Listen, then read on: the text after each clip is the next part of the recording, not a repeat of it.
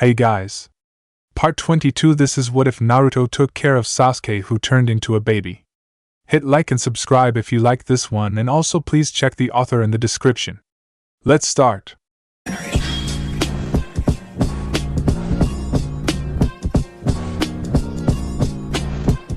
Chapter 51. Fatherhood.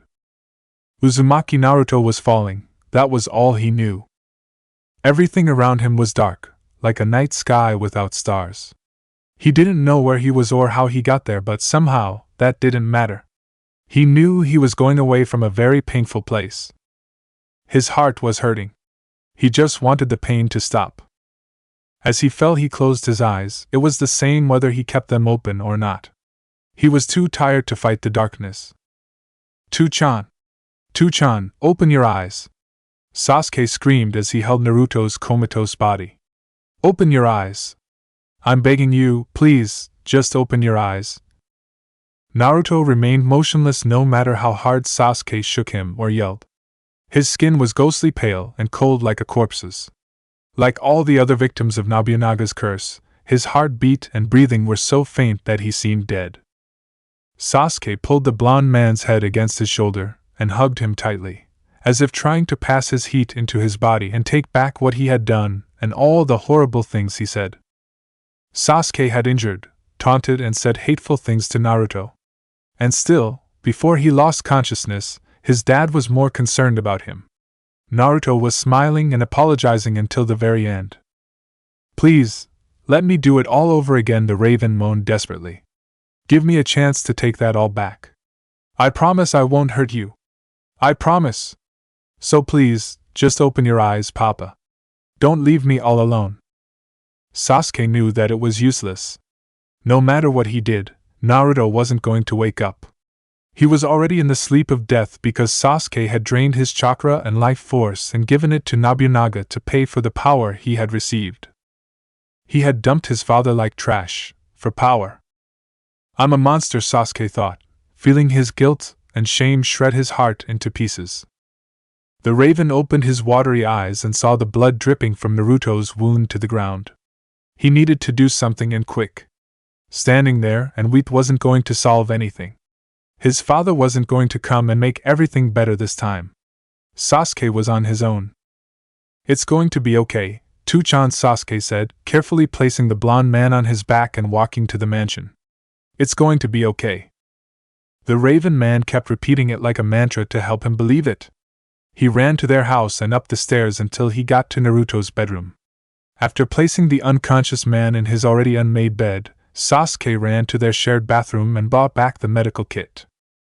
His adult mind seemed to already know what to do, although he had never learned how to take care of somebody wounded before. Cautiously, Sasuke cleaned all of Naruto's injuries and put bandages on them. He was astonished when he finished cleaning the cut on his abdomen. It was completely covered by small violet crystals, like his sword. The Raven tried to remove them, but gave up, fearing to rip off his dad's skin. Besides, the crystals were working like a bandage and preventing a hemorrhage. After moving his broken ribs and bandaging his torso, Sasuke covered Naruto with several blankets to prevent him from getting even colder. Nevertheless, nothing seemed to work and there was nothing more he could do to help him. With a whimper, Sasuke's knees gave away and he fell to the floor. He stared at his big hands and long fingers. The hands of a fully adult, strong and smart enough to live on his own and become an incredibly powerful shinobi. Those were the hands that had destroyed his family because he was nothing but a spiteful, power-hungry monster, too blind by his own hatred and selfishness to see the truth. He had always known. At some level, deep in his subconscious, Sasuke had always known that he and Naruto shared a very strong bond. He knew he had known Naruto before. But he had no idea they had been teammates, let alone best friends and rivals. Sasuke took the team photo from his pocket and stared at the rival, at himself again. He had hated that guy for so long. He thought that person was going to take Naruto from him, and his heart ached every time the blonde talked about him with such love in his voice. Now he understood. His dad was talking to him about his past self and their adventures together. He had been telling Sasuke about their friendship. Why didn't you tell me? I didn't know. Sasuke asked, thick tears blurring his vision and dropping on the photo. I thought you resented being with me. I thought you wanted to be with somebody else, and it hurts so much because I want to be the one you love the most." Naruto didn't answer, as expected. However, Sasuke hoped he could hear him somehow, and know how remorseful he felt. "It must have been so weird for you to take care of your rival and have to raise him like a normal baby," Sasuke went on, lowering his black eyes away from Naruto's unconscious body in shame. "I guess you missed him, the old me, huh? The one who was your idol and cool, not some snotty brat." There was something Sasuke couldn't understand. Why didn't Naruto tell him who he really was from the beginning? Why didn't he tell him everything so they could just start their friendship where they left off? Even if the Raven couldn't remember, Naruto could have told him about his life and Sasuke would be able to grow into the person Naruto remembered and loved. There was no need for the adoption. Anyone could have taken care of Sasuke, so why Naruto of all people?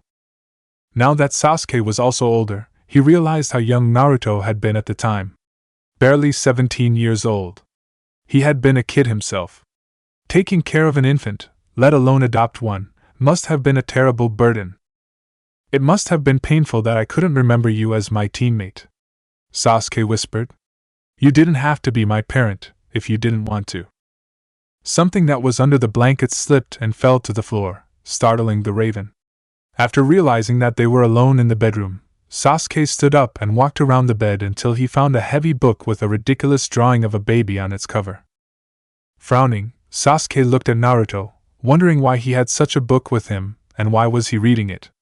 But as he opened it, his eyes widened. They were photos. Dozens of photos of Sasuke as a baby in Mount Myaboku, in every position possible, sleeping, awake, eating, playing with his toys, playing with Gamachan, crawling in the living room or just staring at the camera. Then, there were photos of him with the frogs and, the majority of them, with Naruto. When Sasuke wasn't sleeping, they were both smiling. Naruto seemed so happy, hugging the baby that was his rival close to his chest. "Why were you smiling?" Sasuke asked, glancing at the sleeping blonde. "Your best friend didn't remember you anymore. I was just a normal baby and I couldn't be your teammate again for at least 10 years or more. So why were you so happy? Why did you decide to keep me when it was so painful?" The Raven noticed that there was something else on the ground. It was something black, under the bed. A videotape? The Raven thought as he grabbed the object. There was nothing written on it, and Sasuke didn't remember ever seeing the tape. Naruto had placed both the photo album and the videotape on his bed before he went out earlier. But why? Without thinking, Sasuke got up and opened another closet, revealing a full TV set and a video recorder, both covered with dust for not having been used for so long but still functional. The Raven put the tape on the recorder, turned on the TV and waited until the first footage appeared. "Gamatatsu! Be careful with that!" Gamakichi groaned at the shaking camera. "I'm being careful," Nichan Gamatatsu answered unseen. "Don't you break that camera, Naruto would kill us. And stand still. You're shaking too much." "I'm trying, but it's harder than it looks." Gamakichi sighed. "Okay. Let's start this. Press the red button to start recording." I already did, Nichan." "What? You're shooting already?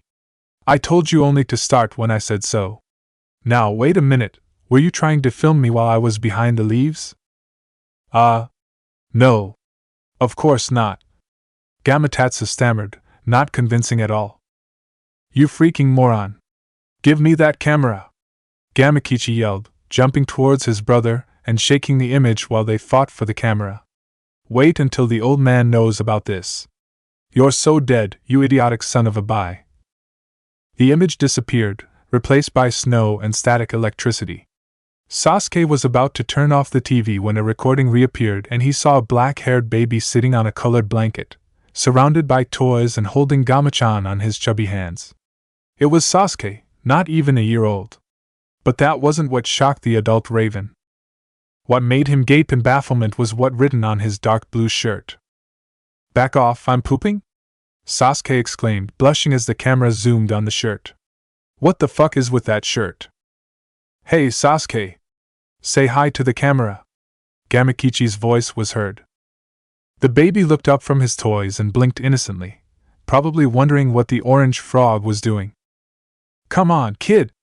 You're gonna watch this when you're older, so do something funny for posterity. Say hi. Gama. Sasuke gurgled, shaking Gama-chan happily on his lap. Yeah, that's a frog, alright. But can you say hi? Bye. No. Not bye. Say hi. Gamakichi moved closer to the baby. Come on, Sasuke. Do something. Sasuke dropped his stuffed frog and stretched his arms towards the camera. Hey! No! I didn't say to eat the camera. Bad baby. Let go! Ew, the child whimpered with his big onyx eyes brimming with tears, still trying to reach the camera with his tiny arms. Ooh, wah. Ah, no! Don't start crying now. Ah? Naruto! Naruto, get in here! What? After the sound of a few footsteps, the camera focused on a teen Naruto, dressed with a white shirt and orange pants. Sasuke blinked as the blonde entered the room. He looked so different from the man he was now. Back then, he actually looked like a kid, his voice was a lot higher, he had a round face and his arms were scrawny. And his hair, it was so short. Sasuke already knew that Naruto had his hair short when he was younger, mostly because of the family picture he kept in his bedside table. Still, he wasn't used to actually see him with that haircut. He wasn't prepared to see him look so young and childlike. The Naruto he knew had always been big, towering over Sasuke and always ready to protect him from harm. The Raven smiled at these comforting feelings, until he remembered that he probably shouldn't feel that way for his teammate. Somehow, that made his chest hurt a little. What do want Gamakichi? And what are doing with my camera? Naruto cried out in exasperation. That thing is rented. If you break it. I'm not. Don't worry about it, the frog answered, focusing the camera on the whimpering baby again. I was just filming Sasuke, but he keeps trying to grab the camera and now he's about to cry. Do something. Make him do something funny. Naruto sighed and grimaced. Sasuke is not a toy. I can't make him do anything he doesn't want to. Geez, the blonde teen kneeled in front of the baby and waved his hands. Sasuke. The moment Sasuke noticed Naruto, his whimpers stopped and he stared at the blonde in awe. A tear ran through his rosy cheek, but he didn't look upset anymore. Papa, the baby said clearly. Papa. Sure. Can't say hi, but he calls for you perfectly, Gamakichi mumbled. Sasuke was expecting Naruto to look troubled and awkward. Maybe even smile sadly at how low his best friend had fallen, and play along with the baby's need of a father figure. He wasn't ready to see Naruto open his arms and smile so tenderly at his baby self. Like, he really was his beloved child. Come here, Sasuke, Naruto said happily. You can do it. Come here. Sasuke smiled too and started crawling towards Naruto's waiting arms. The moment the baby reached the blonde's lap, he grabbed his white shirt and buried his tiny face on his belly, while Naruto rubbed his back. Papa! The child giggled, happy to be with his daddy. That's my boy! Naruto exclaimed, standing up and holding Sasuke in his arms, facing him. Papa is very proud of you. You liked me? Sasuke whispered in disbelief. How could you like me that way? The Raven couldn't understand. Sure, Naruto was the kind of person who would love his best friend regardless of the way he looked or acted. Naruto would still be his friend even if Sasuke had amnesia. But, did he actually accept the baby Sasuke had become? Did he love him as the baby? Did Naruto really start to think of Sasuke as more than his transformed best friend? Did Naruto love Sasuke as his child? The blonde teenager pressed the baby's head against his shoulder and started walking out of Sasuke's baby bedroom. The camera followed them into Fukasaku's living room, where Naruto sat at the small table with Sasuke still on his arms. Hey! I know what you can't shoot! The blonde boy cheerfully exclaimed, placing Sasuke on the floor. Bah, the child moaned, disappointed that Naruto had let him go. Ga. Ya. Naruto smiled at the camera, stood up, walked to the opposite side of the small living room table and sat on the floor again. Sasuke, sitting on the floor, couldn't see Naruto anymore. His eyes widened in fright as he looked from side to side, looking for him. Papa? Papa? The baby got on all fours and crawled to each side of the table, yet he couldn't see his father and was starting to fuss. Papa. Naruto leaned over the table, slightly above Sasuke's head. I'm here. I'm still here, Sasuke. Sasuke looked up, his eyes showing both hope and confusion. Papa? I'm right here, Naruto repeated. Your Two-chan is here. I know you can find me. Naruto, that's mean. He can't see you and he can't go look for you, Gamakichi said, focusing the camera on the blonde. He's getting scared, he's going to cry. Naruto shook his head. He won't give up that easily. Watch. The camera was once more focused on Sasuke.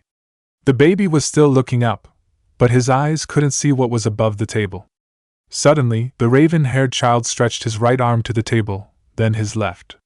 Frowning with the effort, Sasuke was able to slowly pull himself up, his small feet trembling from the effort. No way! He's standing! Gamakichi yelled, excited. He's actually standing. Naruto smiled kindly and looked at Sasuke.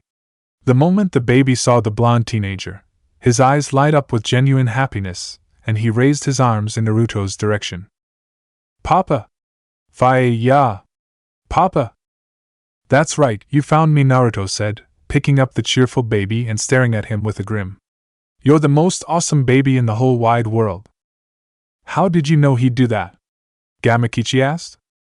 He started doing it last night and I knew he could do it now, the blonde answered as Sasuke buried his face in his shoulder, cooing softly.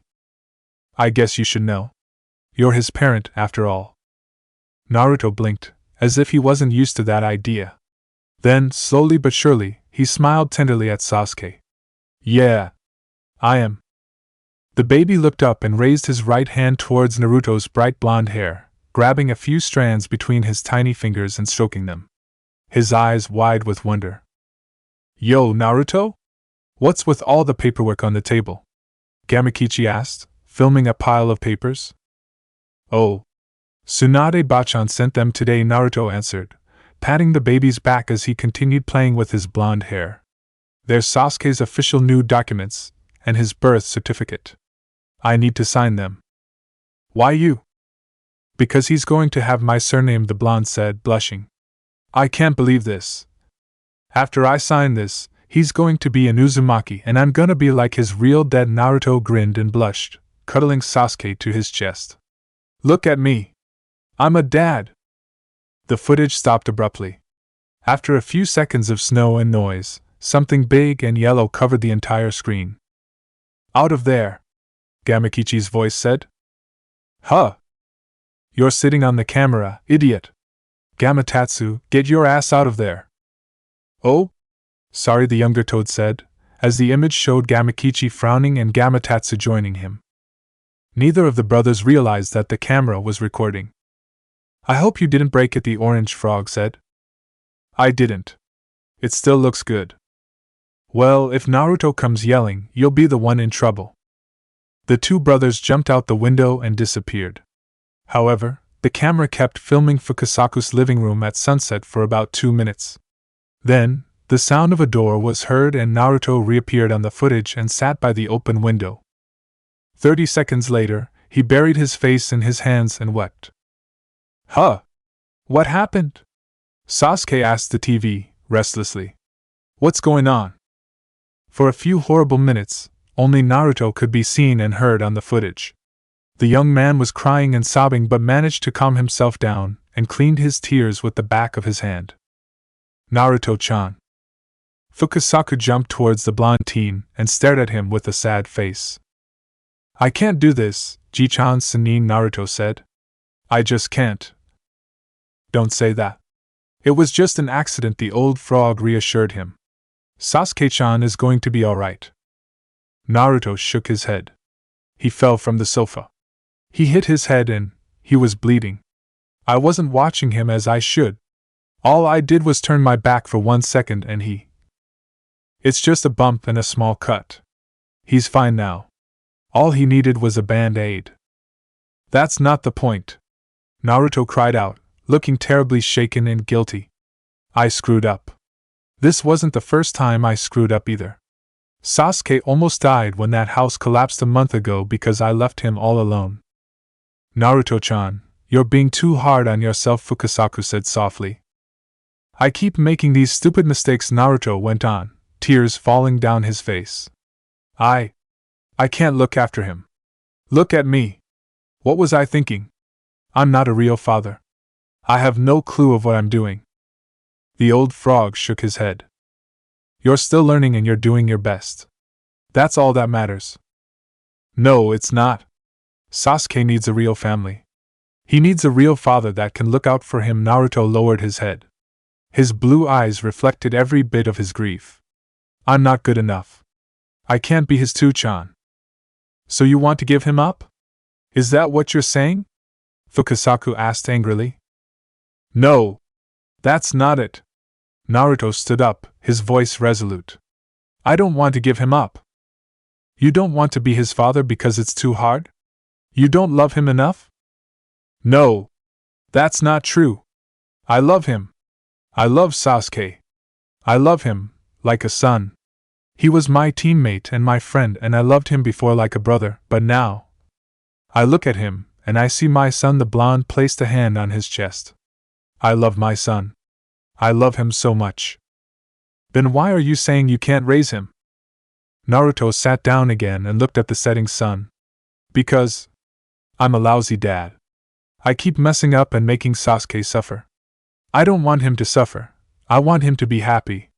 If I raise him, he's going to grow up miserable. The teenager lowered his eyes. He's going to hate me. He won't hate you, Naruto-chan. How can he when you love him so much? He'll know, even when things are really bad, that you love him and you did your best for him. You don't need to be perfect. You just need to follow your heart. But I want Sasuke to grow up happy. He needs a good father, Naruto said. I don't know how to be a father. Fukasaku stared at the blonde for a few seconds. Naruto-chan, why are you so scared? What are you afraid of? Naruto lowered his head and stared at his tanned hands, his eyes still brimming with tears. I'm afraid Sasuke will resent me someday because I decided to raise him myself, Naruto said softly, looking very lonely. I'm scared that, one day, he is going to regret having chosen me to be his parent once he realizes that I don't know anything. I mean, look at him. He was the class genius, and he was perfect at all he did. While the blonde boy shook his head. I don't want him to end up hating me for ruining his life because I wasn't good enough. I'm afraid he'll tell me that he doesn't want me to be his father. Sasuke felt his hands trembling alongside his legs. A stream of tears was running down his cheeks. Naruto-chan. Fukasaku sighed. You already are his father, and there's nothing that can change that. Sure, you'll make mistakes and you'll learn from them. It's time for you to grow. Meanwhile, you already forged a new bond with Sasuke-chan. A bond between a parent and his child, and, knowing you, I'm sure it will only grow stronger. Naruto looked at the old Sannin, confusion apparent in his wide blue eyes. Why do you say that? You are torn because you want your son to have the best family, and you're worried you won't be enough. The old frog smiled broadly. That is fatherhood. Naruto didn't say anything, and for the following seconds he just stared at the old frog, looking confused and surprised by his words. The silence was finally interrupted by someone screaming his heart out, the sound getting closer and closer. There you are, Shima said, holding a crying, ear-splitting Sasuke with her long tongue. I've been looking for you all over the house. He woke a while ago, and I can't calm him down. Naruto looked at Sasuke but didn't dare to move from where he was. On the other hand, Fukasaku decided to question his wife about the child. Are you sure Sasuke-chan isn't just wet? Of course I'm sure. I've checked his diaper already and I don't think he's hungry. I don't know how to make him stop, I've tried everything. I don't know what he wants. The baby kept weeping and trying to break free from Shima's grasp. Once he opened his eyes and spotted Naruto's unmistakable blonde hair, the baby raised his arms in his direction for him to pick him up. "Oh? I guess we found out what he wants," Fukasaku said with a grin. "Right, Naruto-chan?" Slowly, Naruto rose from his chair and walked towards Sasuke. The moment he became reachable, the raven baby almost jumped from Shima's tongue to Naruto's chest, placing his arms firmly around his neck and moaned softly against his shoulder. Little by little, Sasuke stopped weeping and started cooing.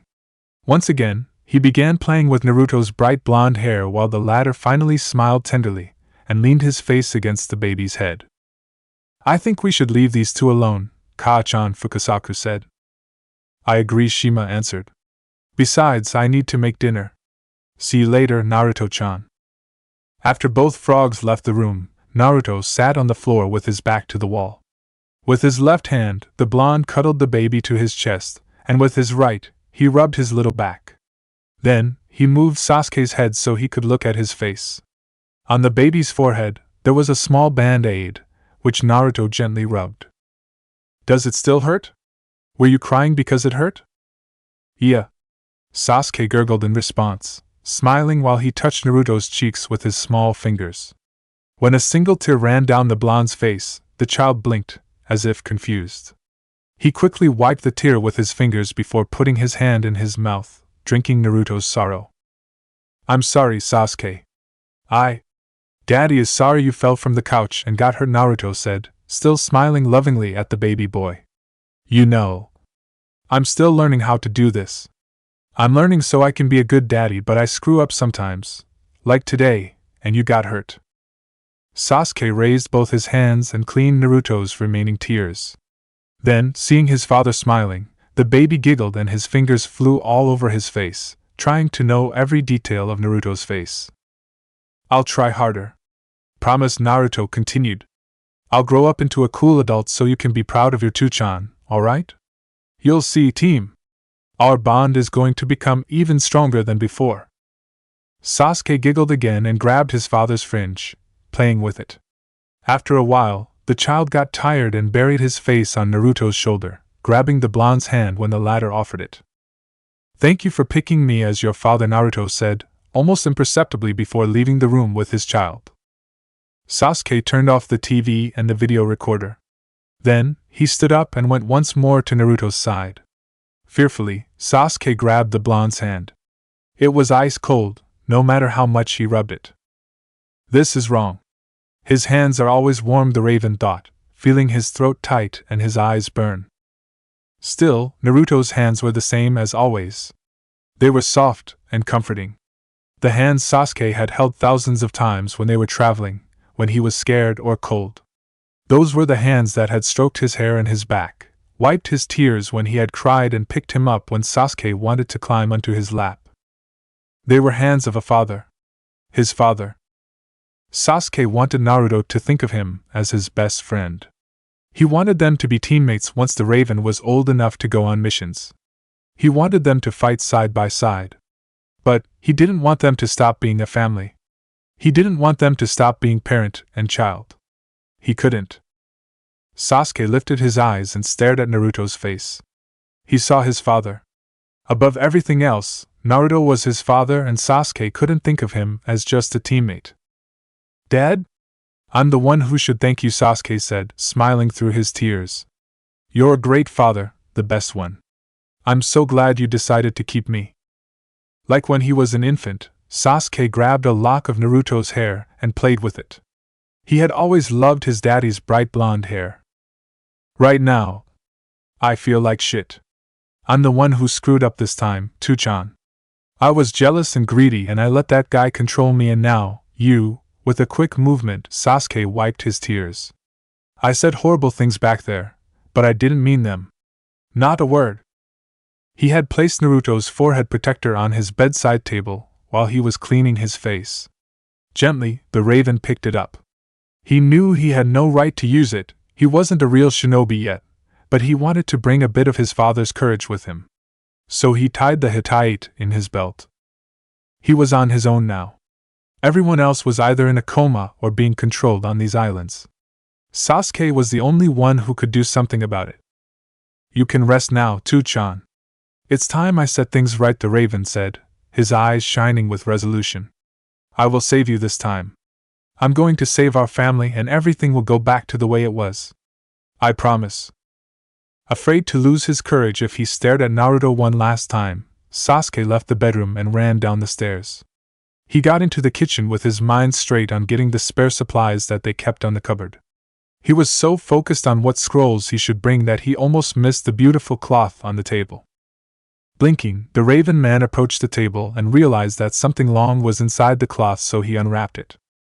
Is this a sword? Sasuke whispered in disbelief as he held the Chikuto on his hands. As he checked the shiny blade and waved the sword, he couldn't help but feel that it fitted perfectly in his hands.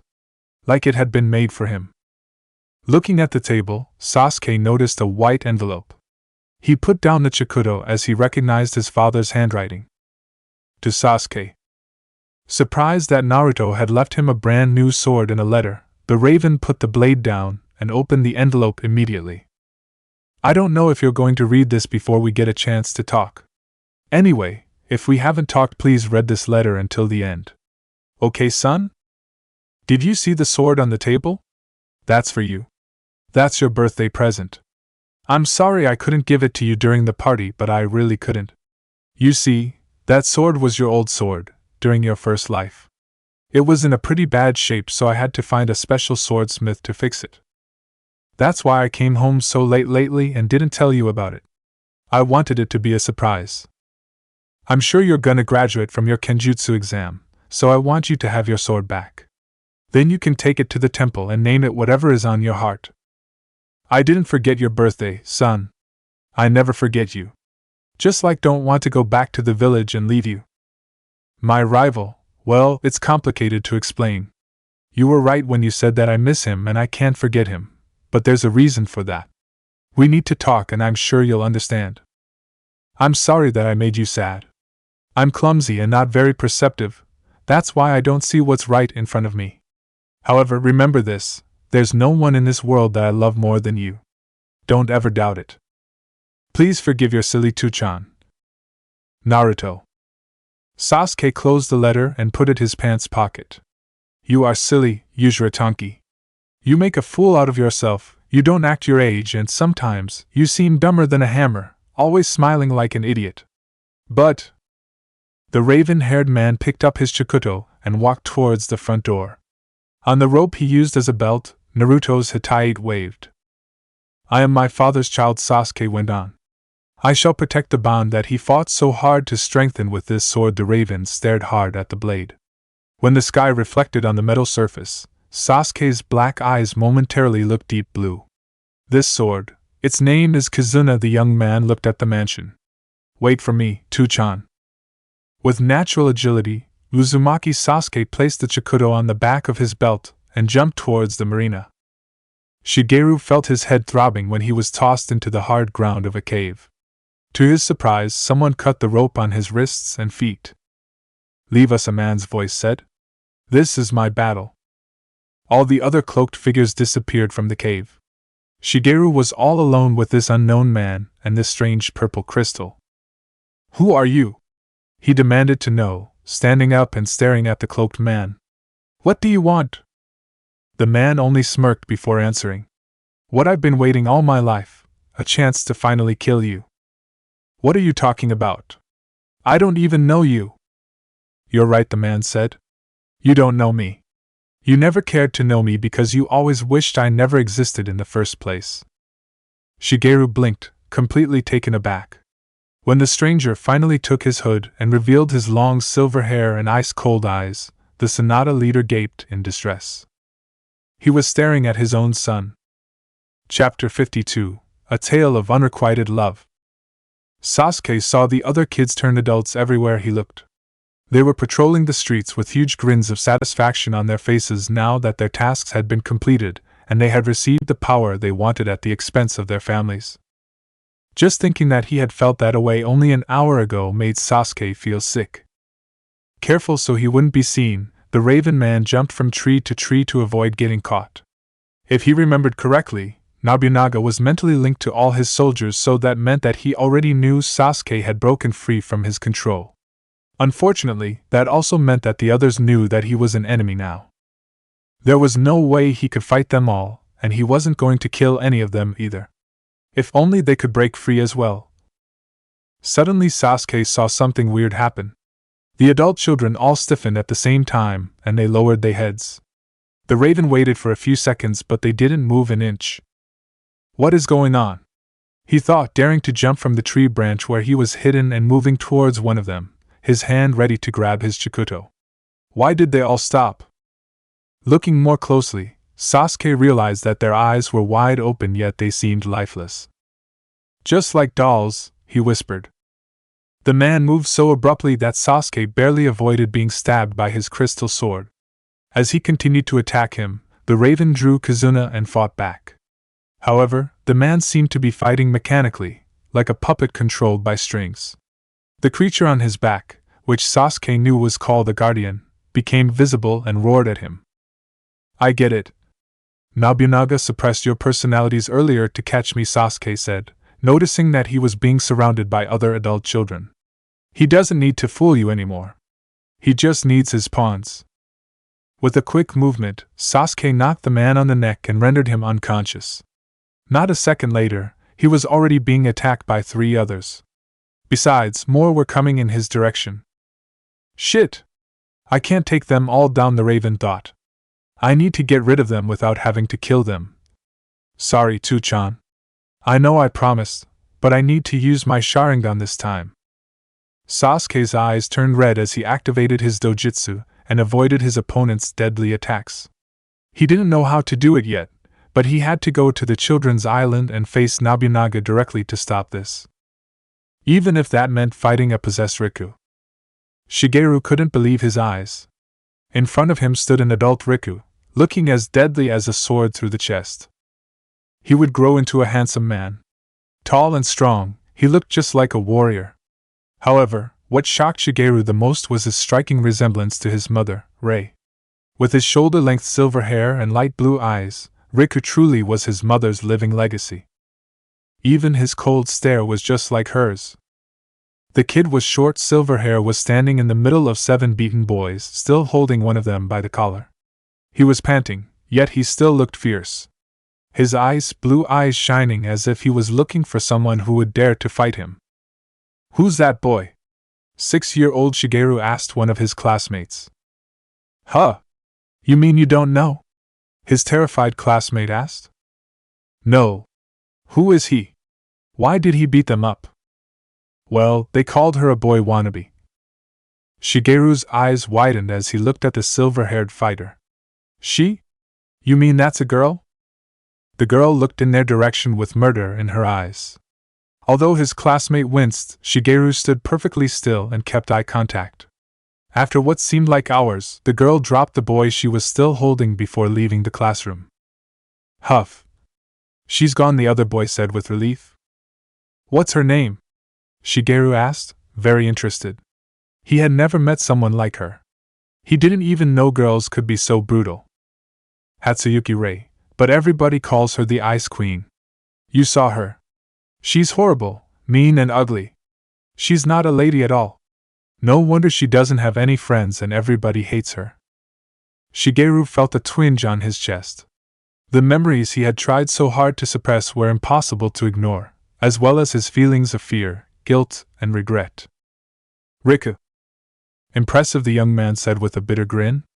I thought it would be harder for you to recognize me, considering how you always avoided looking at my face. But then again, there aren't many silver-haired people in the islands, are there? Not ever since my mother died.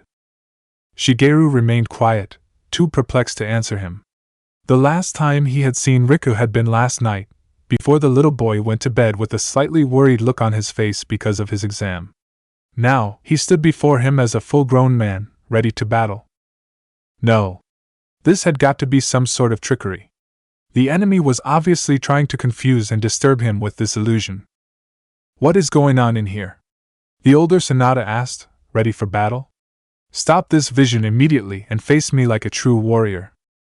Riku's grin vanished, and his eyes became even colder. Who are you really? What have you done to the people from the districts? What did you do to the children? Well, you sure got your priorities straight, don't you? Riku answered, emotionless. Above everything else, you're the leader of the islands. Your people are always your main concern. That is correct, Shigeru answered. I'm their leader. My people depend on me and are under my protection. I'll do anything to save them, so I'll ask you again, what have you done to the children?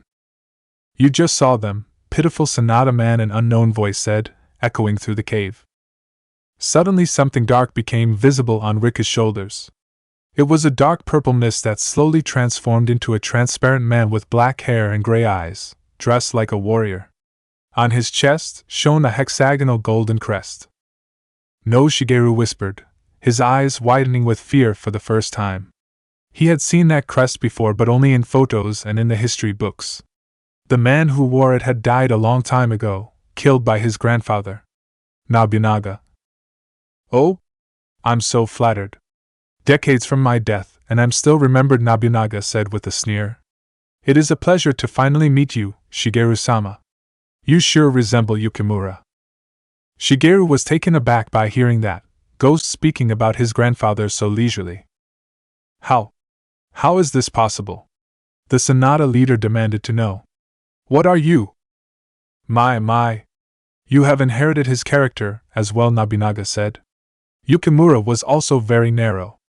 Too limited by his clan's duties, rules, and obligations to see how much powerful a samurai could truly become. Instead, he focused on old-fashioned thinking and decided to ignore and mock my advices. Shigeru could feel a very strong and dark chakra coming from the ghostly man. The cave suddenly seemed a lot colder than before. How dare you insult my grandfather? Shigeru said. He was a great man, a true leader who gave his own life to protect his homeland. A creature of illusions like you doesn't deserve to even speak of his name. Yukimura was a fool who died because of his lack of vision. Nobunaga groaned with displeasure. We learned together as boys.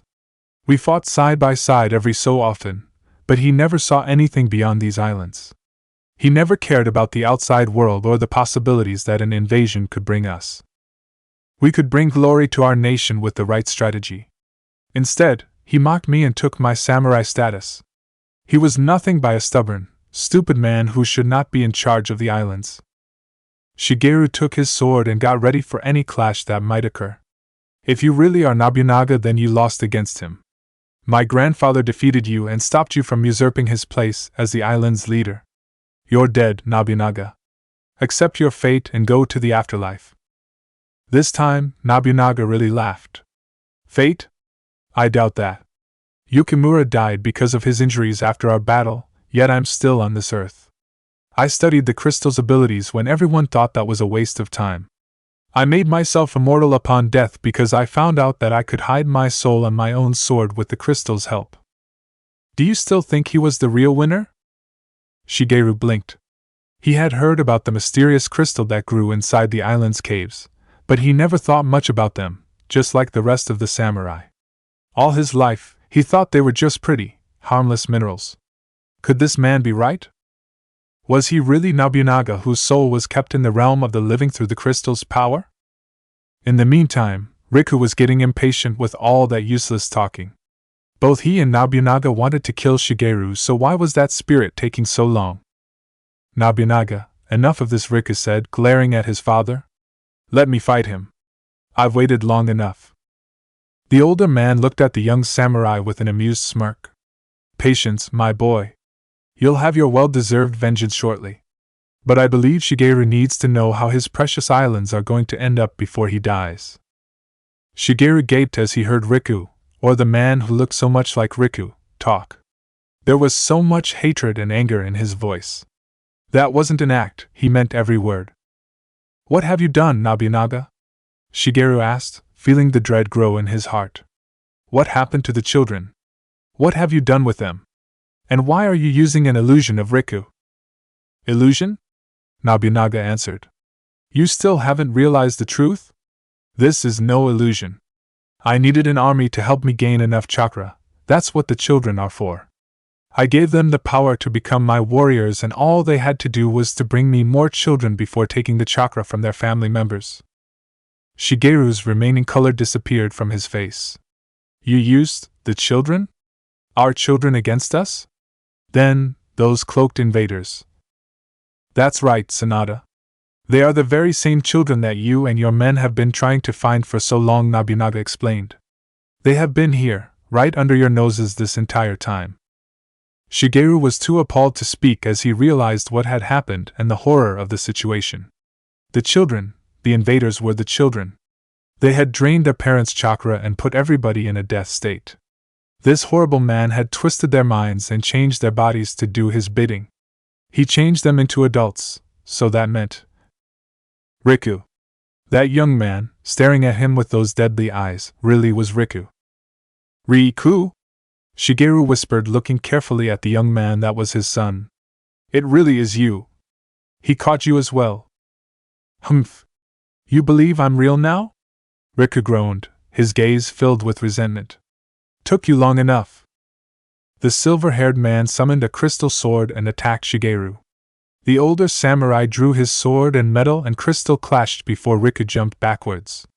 Before Shigeru knew it, Riku was attacking him again. The boy was indeed powerful. There were no weaknesses on his fighting style or his defense. Shigeru didn't have this much trouble fighting an opponent ever since his sparring times against Rei. To his dismay, he not only recognized Rei's fighting style within Riku's moves, but also his own. Riku had inherited it from both of them. Rei and Shigeru. Shigeru had lost against Rei once more. It was so frustrating. How could he have lost against her? He was a Sanada. He wasn't supposed to lose against anyone. Especially that Tombo. During lunch break, his peers had gone from teasing him to trying to appease him by bad-mouthing Rei. Everybody acknowledged her strength, but no one was on her side. All the girls thought she was a weirdo and avoided her, while all the boys despised her and called her a freak behind her back. She would never belong because she didn't fit in. Rei could be one of the teacher's favorite students, but to her classmates, she was a pariah. Shigeru looked to his right and, sure enough, he saw Rei asking to be allowed to sit and eat with some of the girls. Even though they had plenty of room, they told her that all seats were taken and Rei left. There were no more tables available, so she sat in the ground, under a tree. Shigeru's friends made fun of her again, calling her ugly and disgusting. Meanwhile, Shigeru stared at her again and noticed something that he had never seen in Rei's blue eyes. Sadness and loneliness. She looked so alone. Without thinking, the young Sanada got up, grabbed his lunch and walked in her direction, much to his peers' dismay. What do you want, Sanada? Rei asked when he got near her, ready for any insult. Right now, I want to eat here with you, he said, sitting down next to her. And don't tell me that this place is taken. You don't own the whole ground. Rei was surprised, but she remained suspicious. Why do you want to have lunch with me? You have, like, a million friends. What are you up to? Are you and your gang trying to trick me? It's not a trick. I just want to have lunch with you and maybe talk a little. We never talked, we only spar. Humph. I'm sure you talk about me all the time, don't you? Rei said with a scowl. I know what you and your friends say about me. They talk about you, Shigeru interrupted. I never did, so don't accuse me of insulting you behind your back. You don't? Rei asked, very confused. Why? You hate me. Because you're my rival and I don't hate you. You're the strongest person that I fought and I think you're awesome. That's why I won't let anyone insult you in my presence again. No one badmouths my rival. Rei's eyes widened and she relaxed. Now, can we eat? I'm starving, Shigeru said. Huh. Yeah. Sure, Sanada. It's Shigeru, okay? Don't call me by my surname, alright, Rei? Rei blushed and nodded. Shigeru didn't notice then or in the months and years that followed, but that day Hatsuyuki Rei had fallen in love with him. He never noticed, until it was too late. Riku's attacks were extremely precise and powerful. Shigeru could feel his body wear out, his muscles ached and drops of sweat ran through his forehead. He couldn't go on like this. What are you doing, Riku? How can you side with this villain? Shigeru asked with a frown. How can you betray the islands? How can you betray everything our family protected for centuries? Our family? Don't make me laugh, the young man answered. Why should I be loyal to the Sonata? Why the hell should I be loyal to you? What are you saying? The older Sonata asked. He had never seen Riku so angry before. Despite his aloofness, the boy had always been respectful. What did Nobunaga do to you? What did he tell you to turn you against the Sonata? You're wrong. He didn't have to tell me anything, and it's not the Sonata that I'm against. It's you, the young samurai said coldly. It's always been you. I hate you. Just as much you've always hated me. What? Shigeru asked, staring deep into Riku's blue eyes. Don't deny it. There's no need for you to pretend anymore. We're the only ones here, no else, Riku said, each word filled with hatred. You don't have to pretend that you ever cared about me, there's no one else to fool. You've hated me ever since I was born. No, you hate me because I was born. Because I was a mistake that you wished you could erase. Shigeru could only gape at Riku's accusations.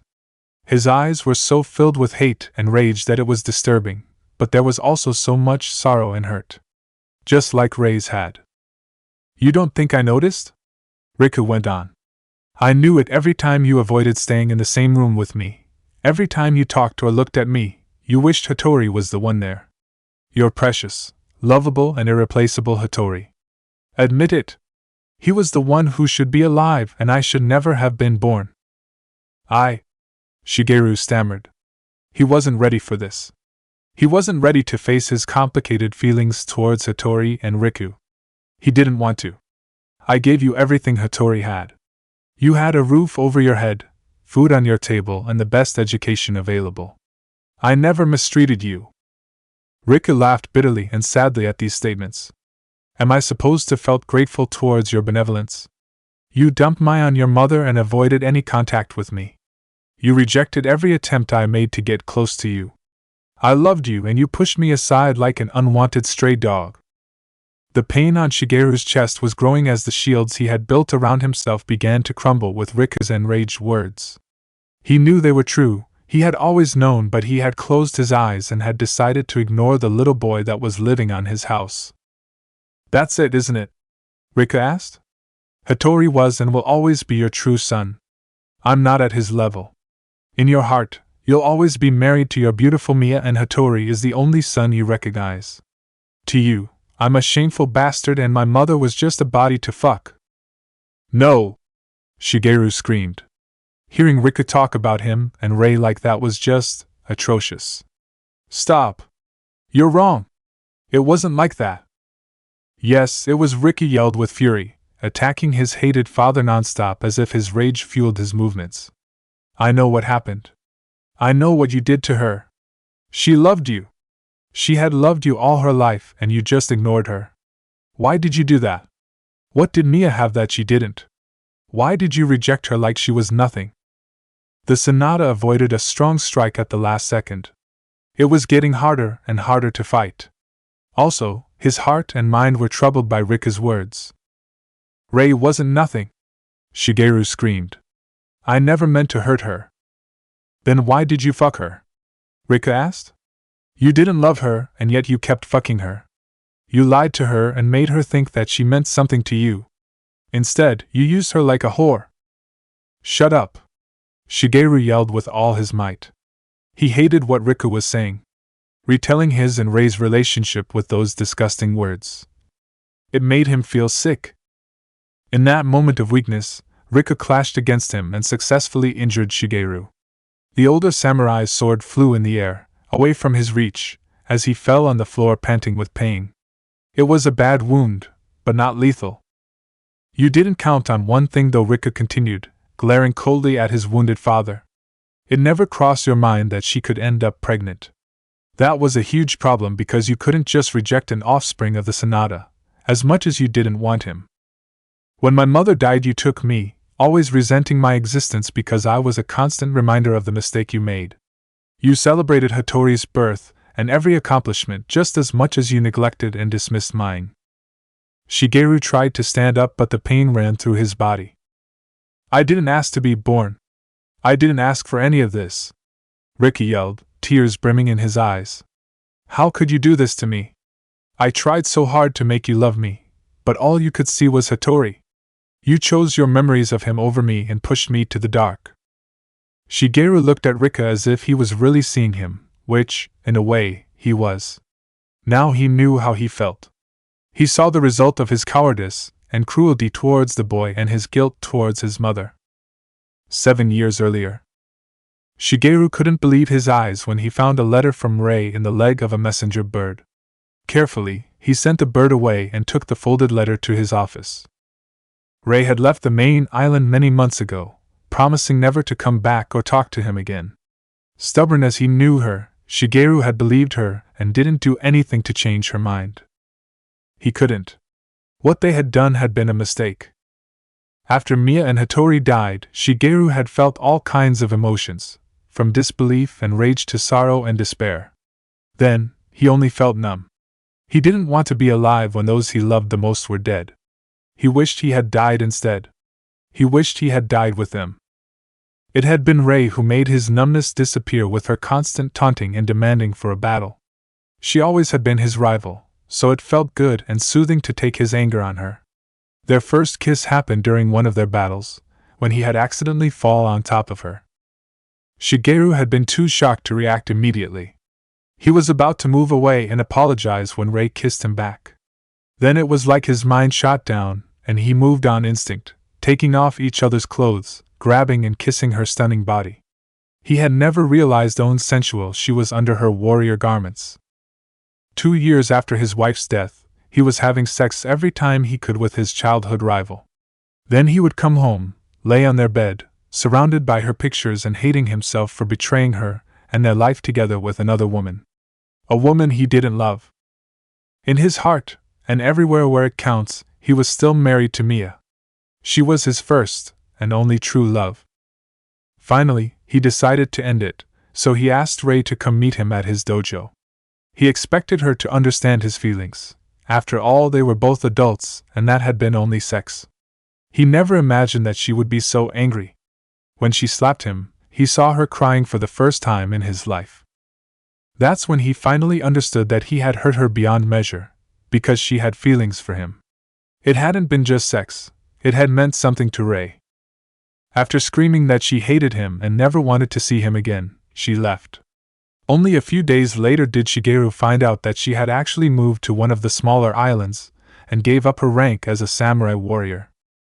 Now, almost 9 months later, he had gotten a letter from her. And he couldn't help feeling a horrible sense of dread. Taking a deep breath, Shigeru opened the letter and started reading the only phrase she wrote. I'm dying. Please come see me. The letter fell from his hands to the ground. 4 hours later, Shigeru was walking through the white and old corridor of the clinic where Rei was. He knew she wouldn't lie to him just to get him back, so he believed her words. She was dying, alone, on a cold and decrepit clinic. Nothing could have prepared him for what he saw when he opened her room's door. Rei was lying in a white bed, looking as pale as the snow outside. There were black rings around her blue eyes and she seemed to be having trouble breathing, yet she was smiling and singing softly to a baby she was holding in her arms. Rei, he whispered, feeling glued to the floor. Rei stopped singing and looked up. She didn't seem surprised. Hi, Shigeru. I'm glad you came. Shigeru walked towards her, his eyes moving from her pale face to the newborn baby sleeping in her arms. Rei must have seen his astonishment because she looked at her baby too. He was born 3 days ago, she explained. I named him Riku. Rei. Shigeru couldn't take his eyes from the sleeping newborn. His brain was putting the pieces together. They had sex 9 months ago, and now Rei had given birth to a baby. Rei? Is he mine? Rei nodded. He's yours, Shigeru. The Sonata gaped, his eyes widening in shock and disbelief. Why didn't you tell me? I was going to, she said, pushing the infant's head towards her chest. That day, when you asked me to meet you, I was going to tell you everything. Everything? Rei sighed with sadness. I've always loved you, Shigeru, she confessed, looking directly at his surprised eyes. I love you ever since you sat down and had lunch with me in school. You were first person who accepted me for who I was, and I've loved you ever since. Shigeru couldn't believe it. Rei had loved him for that long? How couldn't he notice it? Why did she act so antagonist towards him if she felt that way? Why didn't you tell me sooner? He asked. Because Mia came into your life and I knew I didn't stand a chance, Rei answered, diverting her gaze and lowering her head. She was the kind of woman you liked. Gentle, sweet, feminine. Not a tomboy like me.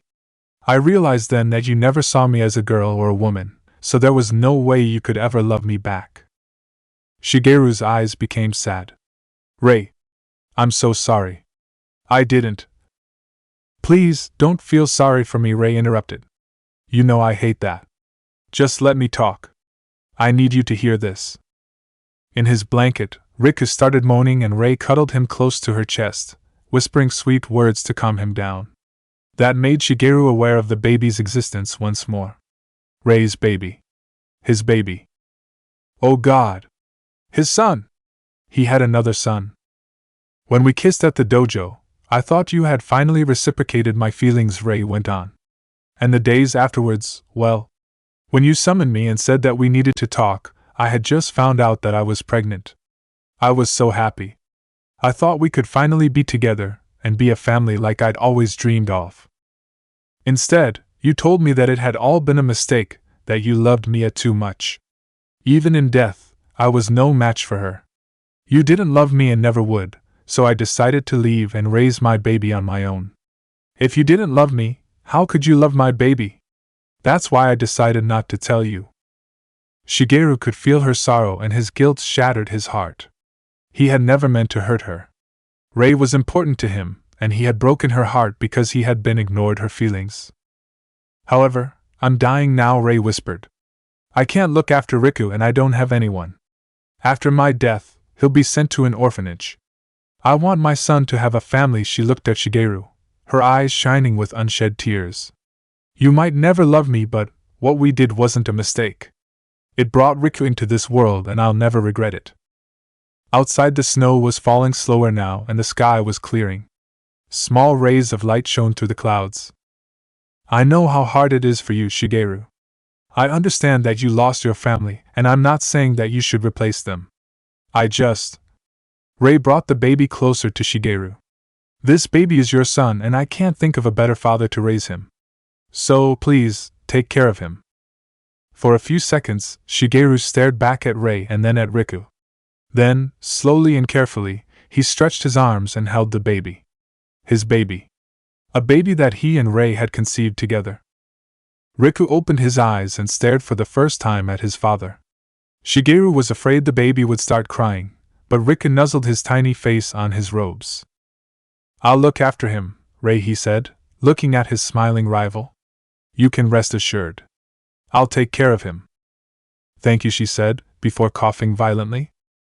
Rei. Startled by the noise, Riku started to cry. When Rei finally calmed down, she shook her head. I'm okay, don't worry. Per Riku, you were fast asleep and I woke you up, she said. Do you want me to call a doctor? There has to be something I can do, Shigeru said, scared and desperate. He couldn't just let Rei die. There had to be something he could do to help her, to ease her pain, to atone for his dismissal of her feelings.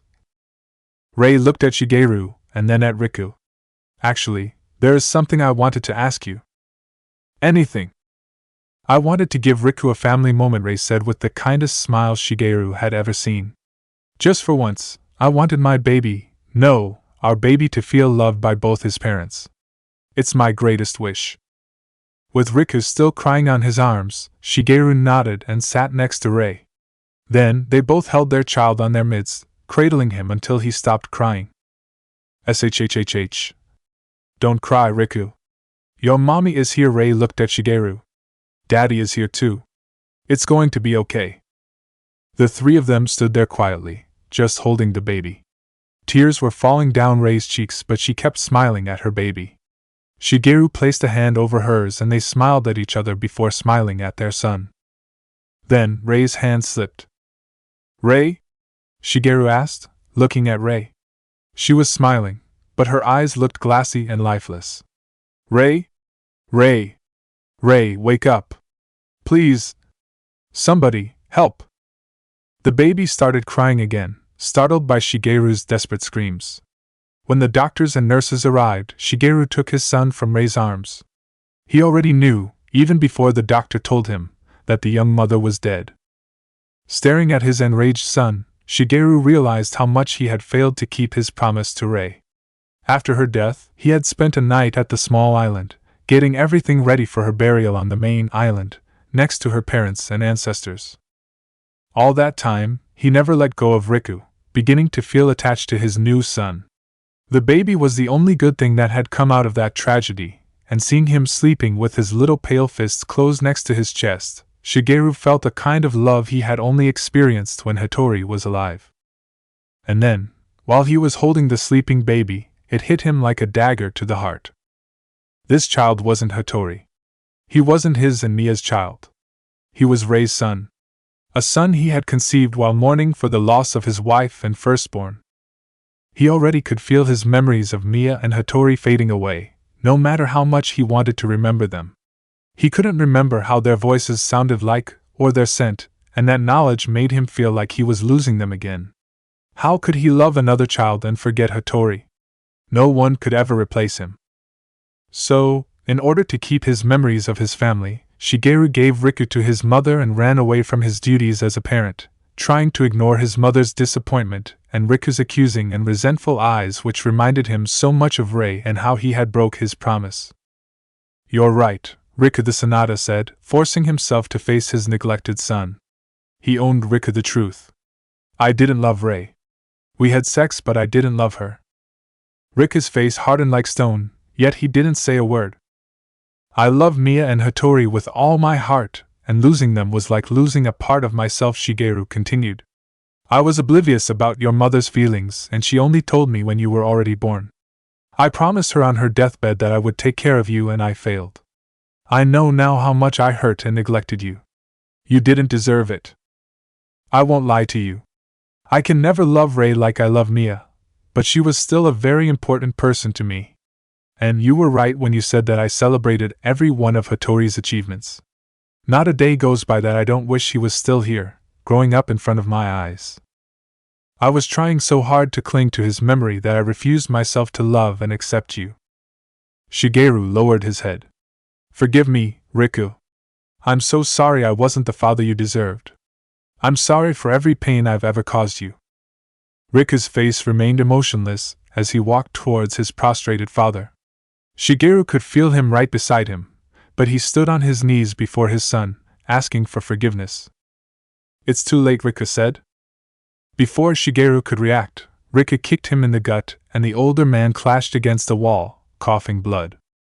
You can apologize now, and everything will be okay. The silver-haired man roared. No apology can erase what you've done, it's too late. Besides, you only want to ease your guilty conscience. Shigeru tried to get up, but his body hurt all over. No. You're wrong. I want. Shut up, Riku said. I've heard enough from you. It's time to end this. Riku drew his sword and walked towards his father. Rejoice. I'm going to send you to your beloved wife and son now, just like you always wanted. Riku. Shigeru whispered, his vision blurring. So long. Riku yelled, jumping his sword ready for the final strike. However, instead of a scream or the sound of the blade ripping through flesh, Riku heard the sound of metal against his crystal sword. The straight blade broke free from the crystal one and tried to disarm Riku, who effectively jumped backwards. Who are you?